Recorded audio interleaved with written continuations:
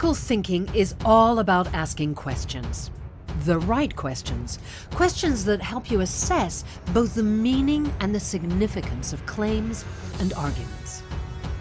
Building these skills and applying them in your life makes it easier for you to assess evidence, evaluate arguments, and adapt your thinking so you stay switched on and engaged in different situations. Critical thinking involves stepping back from a situation to enable you to see all the angles before making judgments or taking decisions. I show you how deep the rabbit hole goes. Like you, be strong to hold the powers of the sun. Listen to Pavarotti. Can I be your superhero? Hello, welcome to The Revealing. I'm your host, Pavarotti, and I'm here to discuss the Idaho 4 case. And you know, it's really interesting. Yesterday, the wife and I did a job and worked real hard. And this morning it was pouring down rain. So I said, you know what? Why don't we just relax and sit back today? And I'm just going to take a step back, clear my mind, and just see what the conversation is out there around the case. Because I would absolutely expect to see at this point, with all of the new information that's come out, so many amazing conversations around that new information and how it's completely different than what we were told 2 years ago. And all of those videos that people have made for the last couple of years where they go through and they question all the things. And then the new information comes out, which would make all of those things they questioned in the past even that more ridiculous. So if it was ridiculous before, it's ludicrous now. So I'm like, I'm going to sit back and I'll just see how everybody's, taking all this stuff. And to my amazement, it has not created the environment that I thought I would see when I sat back and just checked everybody out. Instead, it has created how do I say this? Some type of group psychosis or something. I mean, it is amazing. Things are off the wall. I mean, just let me give you some examples. Now, one person is very consistent, harsh. He is just right on track. Same he's always been. So he's very consistent. So he hasn't become part of that group psychosis yet. But then when you go over to the guilter side, you look at the mainstream morons. They are literally trying to run. Well, first they're trying to run with, Howard Bloom's motive for the case. You'll see that in several videos. But then on the other side, you'll see them fighting against that and fighting against Howard Bloom.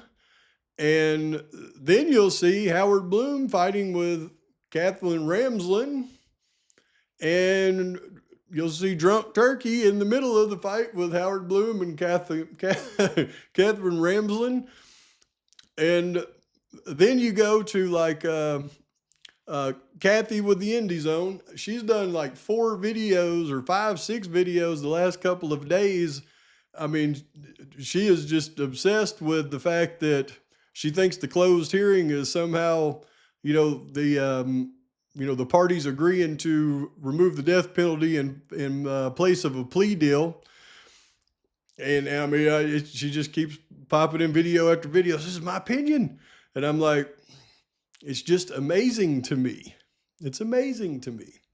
And, oh goodness. That wasn't all. There's clickbaiters out there bringing up every old story with no new angle, and confusing the masses even more with their stuff. They'll always do that. And it's just amazing. But what I want to do in this video is I'm going to apply a little what we call critical thinking, because here is what has got everybody, losing their minds. Almost everybody out there in their minds right now, for some reason, really have looked at all the evidence that has just come out in the recent court docs and have looked at it, and they have pretty much convinced themselves that Brian Kohberger is guilty. I promise you, if you take a step back and watch your favorite content creators right now, even the ones that claim that they are innocent until proven guilty, just sit back and watch them with a close eye and think to yourself, do they really believe he's guilty? And then watch what they say and how they say it. And it'll show you those signs of the people that really believe he's guilty. And it blows my mind because there hasn't been not one piece of evidence that has come out in all of this stuff that should convince anybody of Brian Kohberger's guilt. And here's the thing that makes me different than everybody else out there, or not everybody, but a lot of the people out there, is I have actually looked into the evidence in this case so deeply that I realize it isn't correct. And when I say it isn't correct, I mean the real evidence. Do you know how many videos I've done on the DNA on the Brian Kohberger matter? I have literally studied not just DNA, but I've studied IgG, I've studied the cells and how I have so much studying and previous casework and everything. And I looked at all the stuff that went around this DNA, and see here, I know the truth to it. There's no way, because of the secrecy of the DNA and what they won't disclose. If they would have disclosed everything, then I would have conceded, okay, well, it's his DNA on the sheath. They didn't know. They held it back. Once it got to the FBI, and the FBI doubled the size of that IgG sample that can't be doubled without adding additional information, and then they refused to turn over their work, right there, I conceded that it's not Kohberger's DNA, but also conceded that there's no way that the defense can go after the match because they have manipulated the match. They've manipulated the DNA. So if it wasn't Brian's DNA before, it is now, I can assure you. So there's no way for the defense, now that they've gone through all the litigation to try to exclude it, get somebody to look at it with open eyes. When all that failed, they had to concede, okay, well, fine, it's his DNA on a movable object. Not going to convince me of that, though, because they would never turn over their work. And then when I go to the second piece of evidence, which is the vehicle movements the night of the atrocity, I've already looked into it so deep that I know that law enforcement and the prosecution both know that it's BS, and they've adjusted what they're going to try to bring to trial, and they're going to try to smoke around the BS. Make no mistake, in the probable cause affidavit, they had 2 vehicle sightings of suspect vehicle 1 on the Washington State University campus at Stadium Way and Nevada Street. And that was where they first spotted suspect vehicle 1, not where they first spotted it, but in their probable cause. He left the apartment, we got him right here. Then later on, we find out in court docs, well, they got him right here at Floyd Cannabis Shop, and then they try to continue the route down to Indian Hills. Well, I know now, unequivocally, that the prosecution has eliminated, and I mean eliminated, the 2 camera shots of suspect vehicle 1 at WSU at Stadium Way and Northeast Nevada Street. All you got to do is go to the self-authenticating records for the WSU camera footage, and you'll see that one, both of those, that they're no longer on there. They've eliminated them. And they've eliminated them so much that they even tried to wipe out those cameras catching the vehicle coming back the next morning. It's not in their self-authenticating records, which means they're not going to enter that evidence into trial. And the reason they're not is because if you go back to the Franks motion with the judge's order, the judge clearly tells you that Koberger's phone, according to the CSLI data from the FBI, that he didn't leave his apartment until 2:45. So it certainly couldn't be his vehicle caught on camera at 2:43 at Stadium Way and Nevada Street. And they know that that wasn't his vehicle, so they know that it wasn't his vehicle at 2:53 either. So they've eliminated that footage. So that means there was another vehicle that was in that area that Koberger was in when he was leaving his apartment that they thought was suspect vehicle 1, and they were tracking that vehicle to Floyd's cannabis shop. It's not Koberger's car. I know that. They know that, but they haven't told anybody else that. I had to dig it out and look at it. So when I look at all the things in this case, I know they're not, the major points, I know they're not correct. So I can look at this stuff with an open mind and see it for what it is, where most other people out there cannot do that. And the reason I say all that is because in this video, we're going to apply some critical thinking. I like the way some out there put it. Let's talk common sense. Well, we're going to talk critical thinking about those roommates and what the state is trying to pull, and things that people have discussed forever, but they've discussed it for so long and it's so locked in their mind that when this new information comes out and it changes it, they can't get around it in their mind. They just block it out and they go to thinking Koberger's guilty for some reason, instead of going back and revisiting that same stuff and applying what they've now learned. It is amazing to me, and we will do that in this video. First of all, let's establish from the bushy eyebrow order from the judge that DM stated the male was approximately 3 feet from where she was standing, but added that could be off because I obviously probably still a little bit drunk. I just woke up. I don't remember fully. She reiterated, I know he looked at me because I could see his eyebrows. I just think I saw one eyebrow. I don't know why or how. Now let's remove the ludicrousy from this and just focus on the facts. The facts are that when Dylan says she opened her door, there was a male dressed like a ninja, skinny tone basketball type, wearing a ski mask, wearing all black. And he's 3 feet from her, and I know he looked at me because I could see his eyebrows.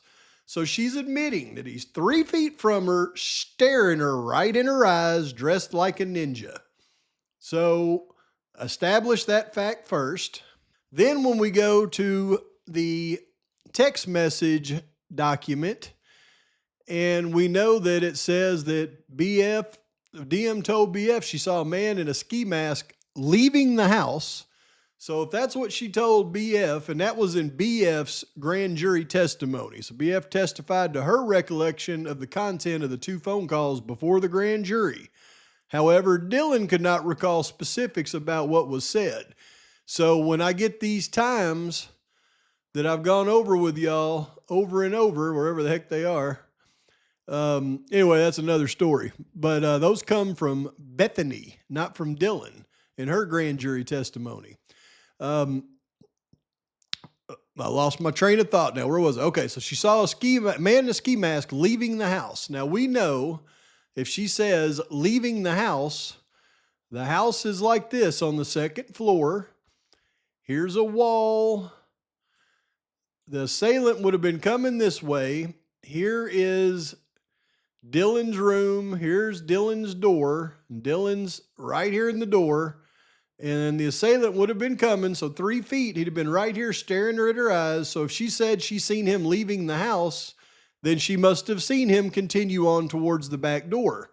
So she knows that going towards the back door would be dangerous if she's scared of this man in the ski mask. So now we've got to stop and make sure, is she scared of this man in the ski mask according to the story? I'm going to focus on just Dylan's text here. Text to Bethany. No one's answering. I'm really confused right now. It says Dylan to Bethany, what's going on? And that messed me up when I was reading it, just a minute ago. And I went, wait a minute, that's different. And sure enough, that was Dylan to Kaylee, not Dylan to Bethany, and he fixes it down at the bottom. They screw up all these docs. But she clearly says, I'm freaking out right now. No, it's like a ski mask almost. He had something over his forehead and no mouth. Bethany, I'm not kidding. I'm so freaked out. My phone is going to die. I'm screwed though, or I'm scared though, whatever you want to say.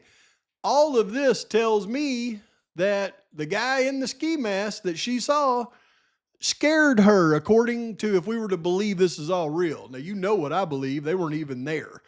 But this is what they're asking us to believe. That Dylan opened the door, a guy in a ski mask stared at her after he just unalived 4 people, 3 feet from her, didn't harm her, and she seen him leaving the house out the back door. She texts and calls her roommates, letting them know how scared she is. Then, during the okay, we're going to go through all that in another date, but then DM exited her room and began running toward Bethany's room. On her way, she noticed Xana on the floor of her bedroom with her head towards the wall and her feet towards the door. I keep hearing people try to put Xana in the hallway. I heard somebody today say, no, well, she was in the hallway. No, she wasn't in the hallway.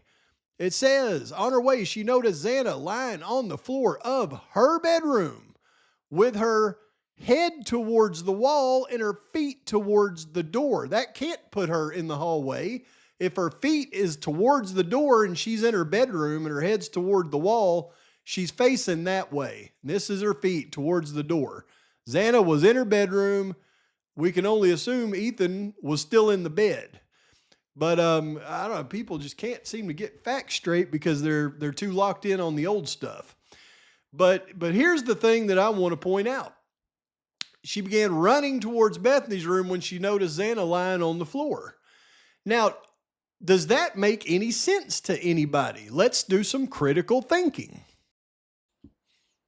All right, now let's take an exercise in critical thinking as it relates to just what I told you right there. To do this, you have to clear your mind of everything you think you know about this case. Pretend like this is the first time you've ever heard this information. And if you can truly do that, then it will absolutely assist you in determining what's real and what isn't. So if this is the first time you've ever heard of this, and I want you to envision the house. Envision where Dylan's room is. The closest room to Dylan in that house is what room? If she comes out her door and she wants to go up the stairs to Maddie and Kaylee's room, she has to go up a flight of stairs, around the corner, and up another flight of stairs because it goes up, turns, and comes back, and then around to Kaylee's room. So going upstairs 2 flights with that little turn, that's a good little trek. And remember, she's seen the assailant supposedly going out the back door, so she would be running in the direction of the guy that she's afraid of. And we've established that she's afraid of this guy. The other option is to come out of her bedroom, run across the living room, and then down a staircase that goes to the front door, but that's not where Bethany's room is. That's where the other room is. When that staircase comes down to the front door, she then has to go around that staircase and all the way back to the other side to Bethany's room. That's the furthest room from her in the house. Then you have Xana and Ethan's bedroom. She could open her door, go into the living room that she would have had to go into anyways to go to Bethany's room, and just run about 10 feet to Xana and Ethan's room as a straight run. No stairs, no nothing. But here's the thing. If you picture a college student, a girl, a young lady, and she is scared because she just seen what she believes to be a man dressed in black, wearing a ski mask in her house, and he has frightened her, and he is headed towards the back sliding door. You certainly wouldn't expect her to run in that direction up to Kaylee and Maddie upstairs. Where would you run if you were a young lady and a man was in your house and he was wearing a ski mask and it had frightened you, you certainly would run away from the direction that he was going. That's no doubt. But would you run to one of your frail other female roommates in the house? Or if you had a guy that was 10 feet down the hall from you on the same floor as you, no stairs, in between you, and that guy is 6'4" tall and athletic. Let me ask you, where would you run? Would you run to Bethany's room? Would you run to Kaylee and Maddie's room? Or would you run to Xana's room where you know Ethan is? You just seen a man in a ski mask. And ask yourself that for real. Where would you run? And I can guarantee you that's where that young lady would have ran. She would have ran to the safest place that she could have possibly thought would be. And that would be to a room with a 6'4" athletic young man in it that could protect her. She didn't do that. She ran downstairs to Bethany's room, we're supposed to believe. So there's critical thinking number one. That would not have been the room that a scared young female would have run to because she was scared of a man in her house. She would have ran to the man. In my humble opinion, let me know if you agree or don't agree. But point number two, using critical thinking. What did we just establish? We just established that the man in the ski mask who had just unalived 4 individuals, one of them being a 6'4" male athletic guy. And they were 2 at a time in a room. Yet this man walks out and walks up and stares Dylan in her eyes 3 feet from her and just casually continues to walk out the back sliding glass door. And we're expected to believe that. Now, we've heard these scenarios 100 times. Why didn't he unalive Dylan? Well, the only thing that people could come up with was, well, either Dylan was in on it, or I've heard the mainstream morons come up with all kinds of stuff. Well, he broke his knife on one of them. He was exhausted. They will rationalize anything in their mind that doesn't make any sense. But now let's think about this from a different perspective, because the defense experts, we now know through court documents, are going to testify that there were at least 2 assailants. At least. The evidence, the physical evidence, shows there were 2 assailants. Xana and Ethan were attacked at the same time. They're going to testify that Maddie and Kaylee was attacked at the same time. They're going to testify that Kaylee was attacked by 2 individuals at the same time. And their pathologist is going to testify that there were multiple unaliving weapons.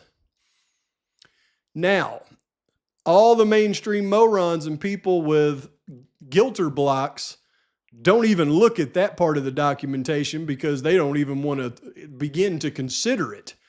But all of us out there that have common sense, that have looked at everything in this case and we know this was not a one perp crime, now has to apply what is truly evidence in the case, because the experts will testify to this.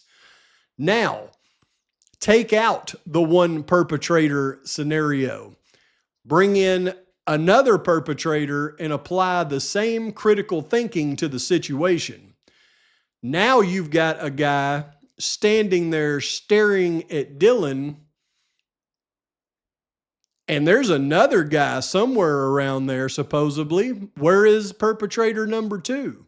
And now why didn't they take out Dylan? And the only conclusion you can come to when you think about it like that is Dylan wasn't there. She didn't open that door and see the ninja guy 3 feet from her. See, when you can think like that, then it opens the door. She couldn't have been there because she wouldn't be alive right now. So if she wasn't there, is there evidence that backs up that she wasn't there? And I have gone through and beat my head against a wall to show everybody the evidence that Bethany Funk now has testified to in court of what was said on the phone calls at what times. And it proves that what Dylan said happened could not have happened that way. But coinciding the text messages, the calls with vehicle movements that we see on camera tells us the real story. Where she saw assailants and where she was at when she had seen those assailants. And I assure you, it was in a vehicle pulling up to the King Road residence. But there is 1,000 data points now that have changed in this case. And when you apply one change to one data point, it changes all the facts that happened from that point forward. So I cannot understand for the life of me why everybody isn't discussing the different aspects of even just the roommate situation in this case, now that the defense has put forth evidence that there were multiple perpetrators with multiple unaliving weapons. This particular scenario can now be torn down in 1,000 different ways, and nobody's doing it because the mainstream moron narrative is taking everybody from where they should be and moving them towards, well, I guess he's guilty. And they haven't shown you one piece of evidence that should have moved you in that direction. Not one. The night of the atrocity, Kohberger would have to be at that house. The only evidence they have to put him there is DNA that they've manipulated. Take the DNA out of this thing. Look at the real evidence. The real evidence is the cast, the car, and the witness identification by Dylan Mortensen. We just discussed the witness identification by Dylan Mortensen, and it couldn't have happened that way. So then open your eyes to what the cast really says and what the car really says. In tomorrow's video, I am going to blow the lid off of everything that law enforcement either screwed up or manipulated on purpose as it relates to the car. I've now gone through and discovered through a lot of deep dives all the camera footage that they could have had that would have proved Brian Kohberger innocent in this case, that they either lost or they did not submit a, a requisition to preserve, requisition to preserve the records for the cameras. You see all those cameras around town. They didn't reserve or preserve the footage, and the footage went away. All the footage that would have come in to Moscow on 270, there was many cameras, actual good cameras. They didn't preserve the footage, and the footage disappeared. There's cameras all around there that they didn't preserve the footage or they lost the footage.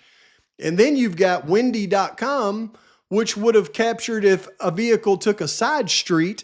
They didn't preserve that footage, so it went away. And it would have absolutely caught a vehicle taking the path back that Kohberger's vehicle was said to have taken, but they didn't preserve that footage either because he would have had to driven right past the airport down there in Uniontown, and that camera catches every vehicle that goes by on Wendy.com. They didn't preserve any of it. So when you look at what they did preserve, and they said it was his vehicle, now they're saying it wasn't his vehicle. They're admitting it. So there was a vehicle out there, and it wasn't Kohberger's. Open your eyes to the facts in the case. I noticed that Lana from Truth and Transparency, I just seen the thumbnail. I'm going to watch it when I'm done doing this. It looks like that she's discovered, she thinks a lot like I do, it looks like, but she's discovered the fact that the vehicle identification, all I seen was the thumbnail and I can determine what it's about, but that a vehicle identification specialist for the defense is going to show that that vehicle in the neighborhood wasn't white. It looked to me like she thought it might be a green car, but I'm interested in watching it because she said something on the thumbnail about Buckeye, Arizona. And for those of you that have followed me for a long time, when I hear the words Buckeye, Arizona, my ears perk up big time. Please like and subscribe to the channel. Post your comments, thoughts, criticisms. Till next time, Pavarotti's out.